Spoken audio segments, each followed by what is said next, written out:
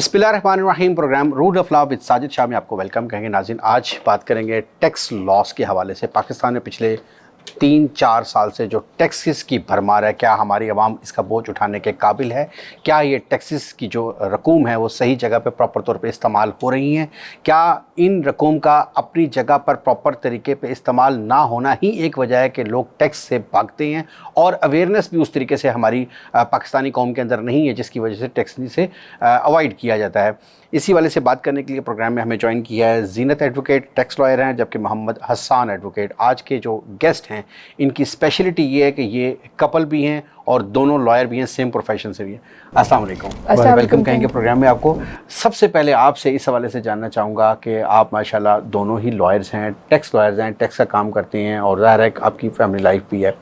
तो आपने लॉ करने के बाद फैमिली टाई में जुड़े हैं या इससे पहले आप लोग इससे थे, उसके बाद में आपने लॉ करने का सोचा?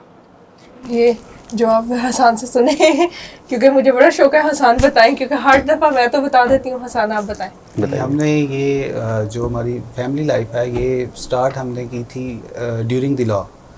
अच्छा, ड्यूरिंग द लॉ कर रहे थे उस वक्त? लॉ कर रहे थे, फाइनल ईयर था हमारा। आप लोग क्लास फेलो थे? क्लास फेलोज थे, लॉ में भी क्लास फेलोज थे। और उससे पहले हम लोग लॉ के साथ साथ हम एम.कॉम भी कर रहे थे, और एम.कॉम में भी हम लोग क्लास फेलोज थे। तो फिर उसके बाद आस्ते आस्ते सिलसिला आगे बढ़ता चल गया। तो ड्यूरिंग लॉ आप लोगों ने शादी कर ली और उसके बाद वो एक सिलसिला चलता चला गया। तो आप लोगों ने दोनों ने फिर लॉ करने के बाद प्रैक्टिस का भी इकट्ठा सोचा कि हम प्रैक्टिस करेंगे। उसमें लॉ में भी हमने देखा कि डिफरेंट फील्ड्स हैं, तो आप लोगों ने सेम फील्ड सेलेक्ट की टैक्स की। तो ये चॉइस किसकी थी टैक्स के हवाले से? टैक्सेशन तो ना बेसिकली मुझे 8 साल हो गया। तो हसन लॉ से पहले भी एज ए कंसल्टेंट आप काम करती थी? जी। अच्छा, आईटीपी मैं प्रैक्टिस कर रही थी और उसके बाद मैंने हसन को कहा, हसन कहीं जॉब कर रहे थे, 12,000 आई थिंक सो के 15,000 की सैलरी थी। तो मैं इनको ये कहती थी, मैंने कहा क्यों आप किसी ऐसे बंदे के साथ काम कर रहे हैं जो इतना मतलब अनपढ़ है और वो आपने B.Com M.Com किया हुआ और आपको सैलरी जस्ट 15,000 दे रहा है, तो हमने करना ही नहीं है।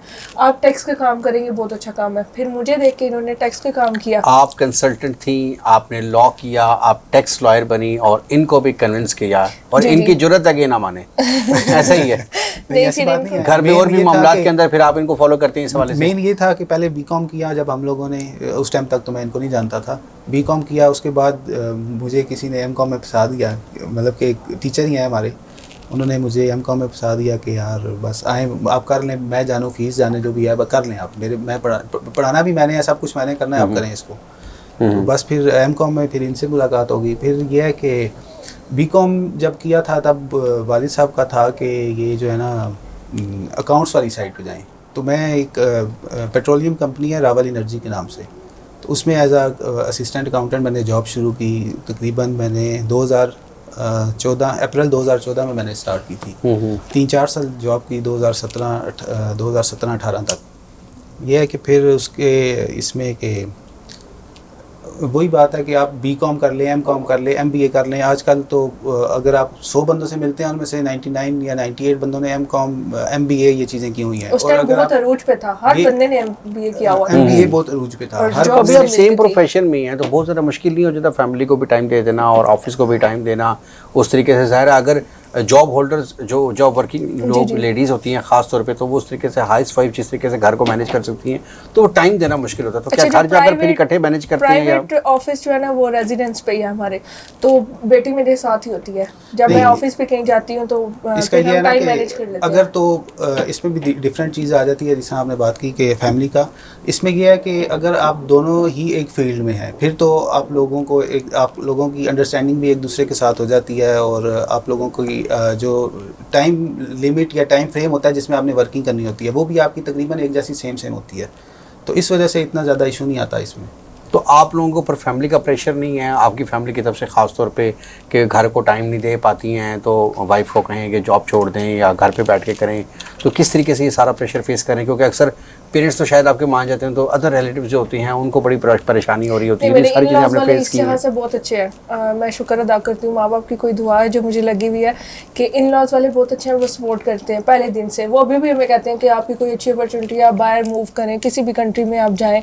लेकिन मैं उनको यही कहती हूँ, अभी भी वो कहते हैं तुम इसे ये जब किसी जॉब के लिए अप्लाई करते थे तो ये होता था NTS क्लियर हो जाता था, आगे भी पैसे दे दें, ये कर दें वो कर दें, जॉब नहीं मिलती थी। अभी मुझे कहते थे यार शादी भी हमारी हो गई है, बड़ा हमने टफ टाइम भी अब गुजारे हैं तो मेरी जॉब नहीं। फिर मैंने कहा मैंने आपसे जॉब करवानी नहीं है, हमने जो भी काम करना ना प्राइवेट, क्योंकि मैं खुद भी प्रैक्टिकल थी तो मुझे इस चीज़ का अंदाज़ा था कि भाई नहीं एकदम से नहीं हो सकता ये अर्निंग, एकदम से कोई ऐसा नहीं है कि हम ये कहें तो बिजनेस हो जाए। उसके लिए भी आपको 35 से 40 लाख रुपया चाहिए अच्छे बिजनेस के स्टेबिलिटी के लिए। तो घर में जो है ये प्रैक्टिकल लॉयर बन के दिखाते हैं आपको, हस्बैंड बन के दिखाते हैं, कॉपरेशन है आपस में, बहुत ज़्यादा, या इनकी टिपिकल family में- मर्दों की तरह ठीक है जिस तरीके से? मेरे फादर इन लॉ भी माशाल्लाह से हमारी मदर इन लॉ के साथ बहुत कोऑपरेटिव है। इनकी पूरी फैमिली, इवन मेरी फैमिली भी इतनी नहीं है, वो तो उठ के पानी तक ना पिए, लेकिन इनकी फैमिली में है ना वाइफ के साथ काम करवाना और इस तरह इन्होंने बहुत बहुत ज़्यादा कोऑपरेट किया मेरे साथ। कभी आप चाय शाय बनाई घर में, को बर्तन शर्तन धोने पड़ गए, मुश्किल वक्त में कर ही देते हैं, ऐसा कोई हर्ज नहीं है? बहुत दफ़ा आप ऑन द रिकॉर्ड की बात कर रहे हैं? नहीं, इसमें कौन सी ऐसी बात है कि आप अगर ये को इसमें ये है कि काम करने से कौन सा मैं छोटा हो जाऊंगा या मेरी इज्जत में कमी आ जाएगी। अच्छा मुझे पता क्रेज होता नहीं नहीं शादी होती है तो चलो जी हस्बैंड के पाँव वगैरह दबाओ, तो अक्सर मैं इनको कहती होती थी क्योंकि मैंने अपनी वालदा को देखा कि फादर हमारे असल में प्रॉपर्टी का काम करते हैं, डिफरेंट एरियाज़ में वो जाते रहते थे तो वो दबाती थी, तो मैं इनको कहती इनको अगर सर में दादा नहीं ये नहीं, एक तो ये शूज़ पॉलिश नहीं करवाते, इनको नहीं पसंद। जैसे आजकल टिपिकल जो मर्द होते हैं, नहीं मेरा शूज़ वॉलेट हर चीज़ ड्यूटी समझते हैं कि खातून तो ये नहीं, आपने कपड़े भी खुद प्रेस, मैंने अगर किए ना दोबारा फिर प्रेस करेंगे, इनको इस चीज़ की ये बहुत बड़ी बात है। गुड लक कि आपकी ऐसे लोग अभी भी मौजूद है यहाँ पर जो किसी को समझते हैं।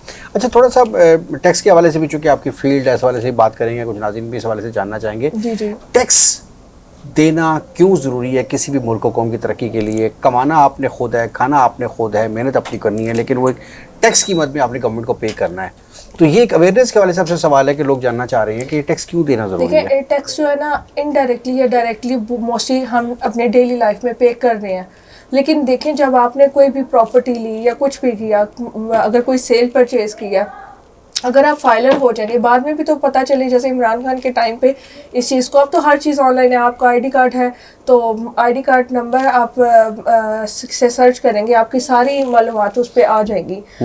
उस पर यह कि आपने जो सेल परचेज की आपको पता चल जाएगा।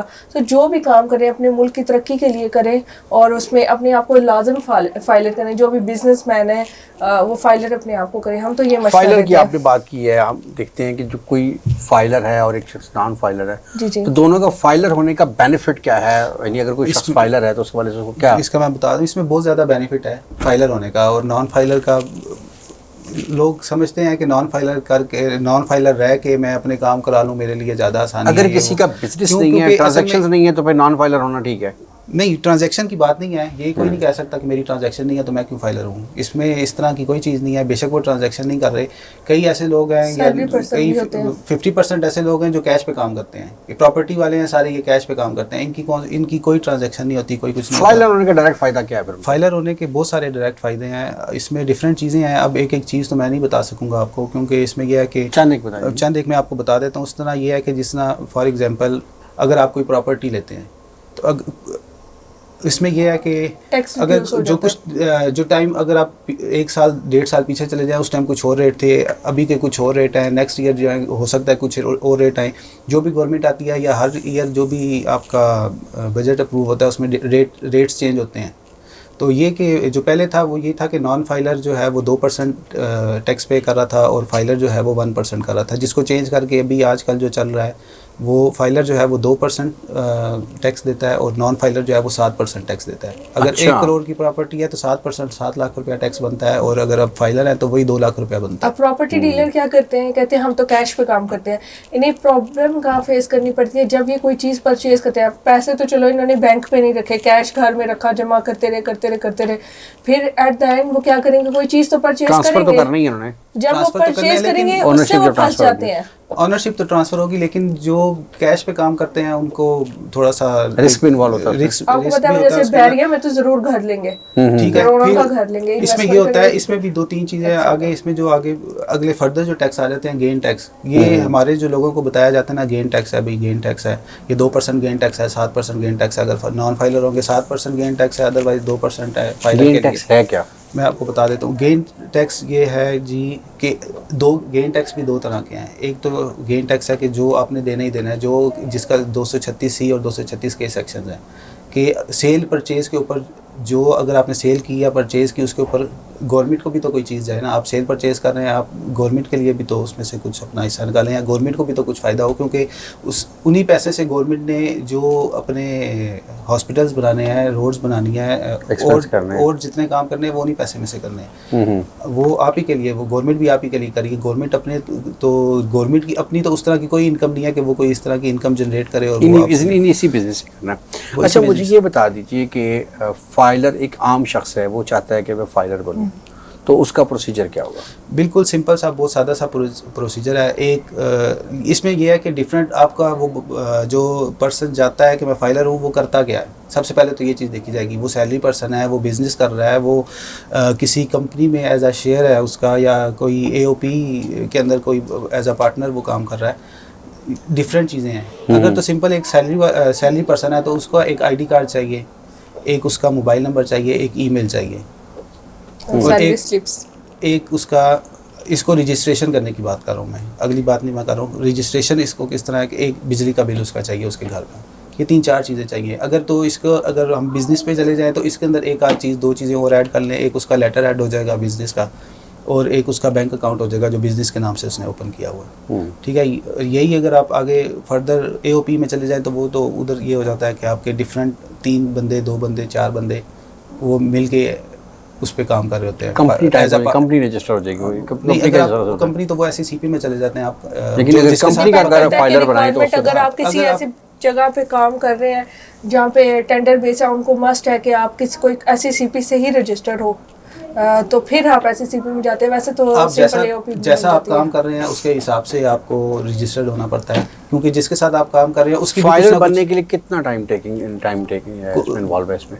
इसमें अगर आप खुद सीरियस हैं, अगर इसमें यहाँ ये होता है ना कि बंदे पूछ के चले जाते हैं, अच्छा मैं ये कर लूँगा, वो कर लूँगा, ये कर देता हूँ मैं, अच्छा आप ये मेरा नंबर नहीं दें, मेरा नंबर नहीं डालें, आप किसी और का नंबर डालें, डरते हैं। ये सिंपल क्या, ये सारी चीज़ एक्सेप्शंस है ना। अदरवाइज आपको फाइलर के लिए, अगर आप एक बंदा जेन्युइनली चाहता है कि वो फाइलर हो जाए और अपने सारी डॉक्यूमेंटेशन देने के लिए तैयार है, तो मैं कहता हूँ 1 से 2 दिन इनफ है, फाइलर हो जाते हैं। फाइलर हो जाते हैं। फाइलर बनने के लिए कोई शख्स अगर चाहे कि मैं खुद से फाइलर बनूं ऑनलाइन, क्योंकि चूँकि अब रिकॉर्ड ऑनलाइन होंगी है, तो क्या कोई शख्स खुद भी वेबसाइट पे जाके फाइलर बन सकता है या उसके लिए कंसल्टेंट की ज़रूरत है? इसमें 2 चीज़ें आती हैं।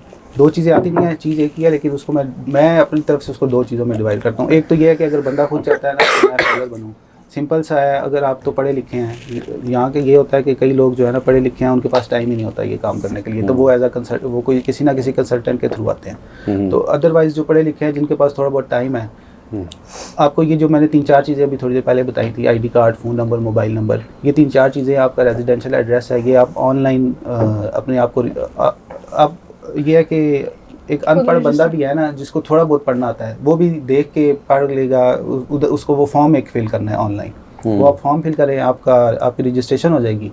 उसके अंदर आप रिटर्न के लिए टेक्निक्स उसमें नहीं होती कि at the time of filing form for registration of ये जो प्रोसेस फाइलर, तो उसके लिए कोई ऐसी टेक्निक्स नहीं है कि जो बाद में जाके, जिसके लिए कंसल्टेंट से बात करना ज़रूरी होती है, कंसल्ट करना, कि जो बाद में जाके प्रॉब्लम्स क्रिएट करें? नहीं करती हैं, इसमें है बहुत सारी चीज़ें हैं ऐसी जो कि इसमें आजकल जो ये सीन हुआ ना, आजकल मैं भी बड़ा इससे एक तरह से समझ लें कि मैं भी बहुत परेशान हूँ इस चीज़ से कि कोई रूल एंड रेगुलेशन नहीं है, कोई कुछ नहीं चल रहा। आजकल मैंने भी कई जगह पे देखा है कि हर जगह पे बोर्ड लगे हुए हैं, ऑनलाइन भी आपके एड्स आ रहे हैं, आप 1000 रुपये में फाइलर हो जाए, 1500 रुपये में फाइलर हो जाए।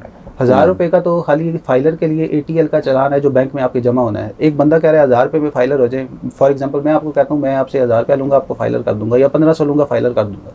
1000 रुपये का तो आपका ATL का चलान है जो नेशनल बैंक में, अब तो इन्होंने चेंज कर दिया, आप किसी भी बैंक में आप जमा करा सकते हैं, इजी पैसा, जैस कैश, जिस तरह मर्जी दिल करे आप जमा करवाएं। 1000 रुपया तो वो चला गया, पीछे रह गया 500। मैं 500 लूँगा तो फिर मैं काम कितना करूँगा आपका? मैं 500 वाला ही काम करूँगा।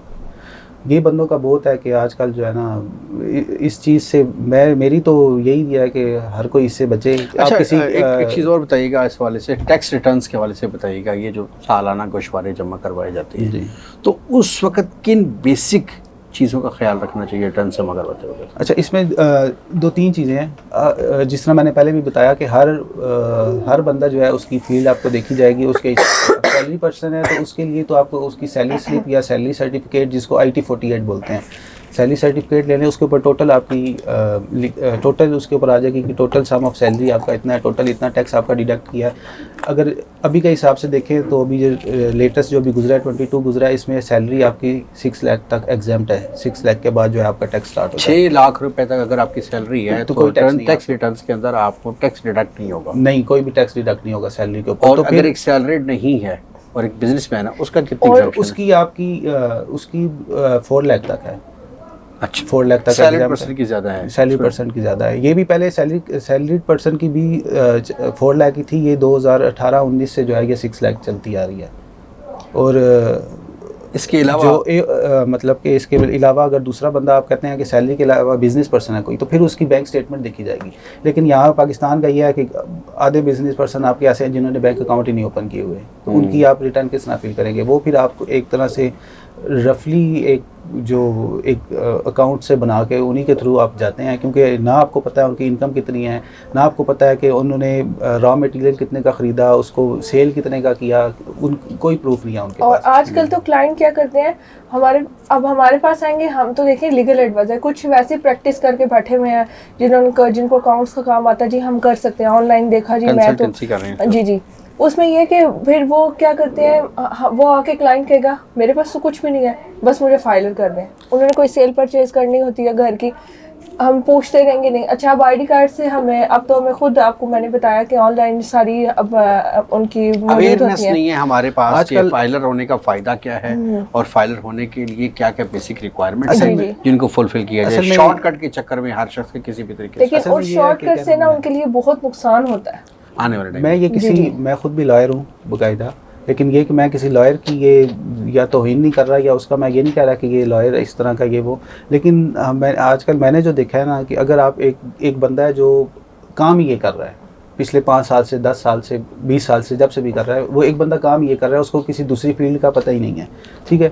तो पिछले 1-2 सालों से मैंने ये देखा, जब से इमरान खान साहब आए थे और ये टैक्स के काम में थोड़ा सा अरूज पकड़ा, तेजी आई थी, तो उसमें यह है कि आपका जो कचहरी के लॉयर्स हैं, जो सिविल कर रहे हैं, क्रिमिनल कर रहे हैं, फैमिली केसेस कर रहे हैं, जिन्होंने पढ़ा ही नहीं है, जिन्होंने एक चीज़ वो पढ़ी ही नहीं, उनको वो बुक्स ही नहीं देखी उन्होंने, और उन्होंने भी अपने नाम के साथ टैक्स कंसल्टेंट लिखा हुआ है और वो टैक्स रिटर्न्स कर रहे हैं सबकी।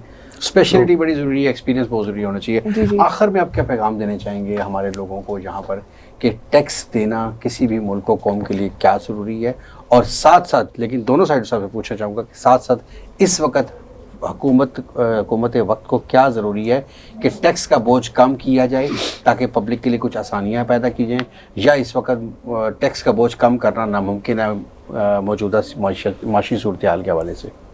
नहीं, गवर्नमेंट को तो सबसे पहले हम कहेंगे, क्योंकि लोगों के लिए भी टैक्स देना बहुत मुश्किल हो जाता है। आम आवाम के लिए, एक बिजनेसमैन है ना, उससे तो हेरा फेरी करनी है, जो प्रॉपर्टी डीलर है, कुछ भी इस तरह के तो वो काम करते हैं, उनके लिए तो आपको पता है कोई भी काम करना मुश्किल नहीं है। लेकिन जो एक गरीब बंदा है जिसकी सैलरी बहुत ही, इतनी ज़्यादा सैलरी नहीं होती, उसमें अगर 10-12 लाख पूरे साल की होती है, उसमें भी अगर वो 2-2.5 लाख टैक्स देख देता, उसके पास क्या बचेगा? तो काइंडली टैक्स थोड़ा कम किया जाए चीज़ों पे, और जो लोग जो अच्छा खासी इनकम है जिनकी, हाँ, वो काइंडली अपने आप को रजिस्टर करवाएं और लाजिम अपनी सारी चीज़ें ना उसमें लिखें।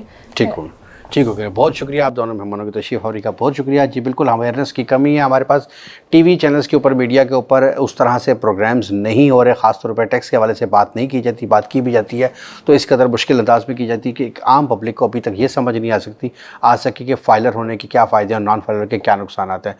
तो इन चीज़ों के हवाले से जब तक अवेयरनेस नहीं होगी तो चीज़ों को समझ नहीं आएगी। और एक और चीज़, हुकूमती गुज़श्ता हुकूमतें या जो अभी मौजूदा हुकूमतें, इनकी कारकर्दगी या इनके करप्शन के केसेस जब सामने खुलते हैं तो आवाम का एतबार उठ जाता है, जिसकी वजह से टैक्सों का इस्तेमाल सही जगह पर ना होने की वजह से लोगों का एतबार नहीं और वह टैक्स देने से गुरेज़ा करते हैं। तो ये दोनों चीज़ें साइड बाई साइड चलती हैं, जिसको फौरी तौर पर दुरुस्त करने की ज़रूरत है।